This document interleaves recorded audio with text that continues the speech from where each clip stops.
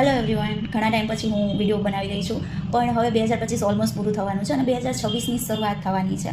હવે આપણે વજન ઉતારવા માટેના બહુ બધા વાયદાઓ આપણી જાત સાથે કરી લેતા હોય અને પછી કંઈક ને કંઈક હર્ડલ્સ આવ્યા રાખે કે ઓકે કાલ કરશું, આવતીકાલથી પાછું ચાલુ કરશું, કાલ સવારે ઉઠીશ, કાલ સાંજે કરીશ.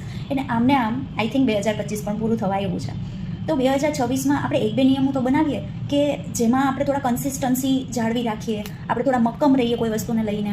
તમે કોઈ પણ જગ્યાએ જશો, ડાયટ લેશો, દવાઓ ખાશો, કંઈ પણ કરો, એ તમને ખાલી મદદ કરશે. બાકી અસલી મદદ તો તમારે તમારી જાત સાથે કરવાની છે અને તમારે તમારી જાતને કરાવવાની છે. એટલે તમે વજન ઉતારવાનું સ્ટાર્ટ કરો ને એટલે પહેલાં મનથી મક્કમ થઈ જાઓ કે મારે ગમે એ થાય, મારે વજન ઉતારવાનું છે એટલે હું હાર્ડ એન્ડ કોર મહેનત કરીશ.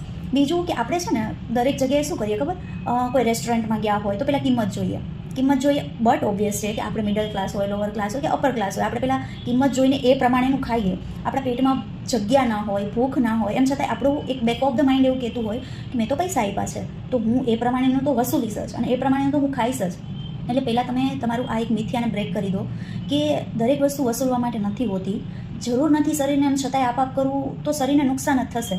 એટલે બહુ સારી એવી વસ્તુ રહેશે કે તમે ક્યાંય લગ્નમાં જાઓ છો, રિસેપ્શનમાં જાઓ છો, પ્રસંગમાં જાઓ છો, ચાંદલો કરાવો એટલે ઠૂસીને ખાઈ જ લેવું. રેસ્ટોરન્ટમાં ગયા છો, પૈસા આપ્યા છે એટલે ગમે એ થાય વસૂલી જ લેવું. આ એક વસ્તુને છે ને પહેલાં તમે બ્રેક કરો. તમે ક્યાંય જાઓ છો તો મનથી જાઓ, જે બી ખાઓ છો એના થોડા કન્સિસ્ટન્ટ રહ્યો કે ના આટલું એટલે આટલું જ ખાઈશ. ભલે થોડા પૈસા હું વધારે આપું છું પણ હું ટેસ્ટ ના આપું છું, પણ મારા શરીર માટે અતિરેક નથી સારો એટલે હું થોડું જ જમીશ. એટલે થોડું પહેલાં કન્સિસ્ટન્સી તમે તમારા વિચારોને આપો.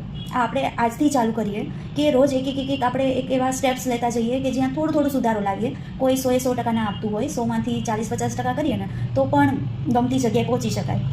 Thank you.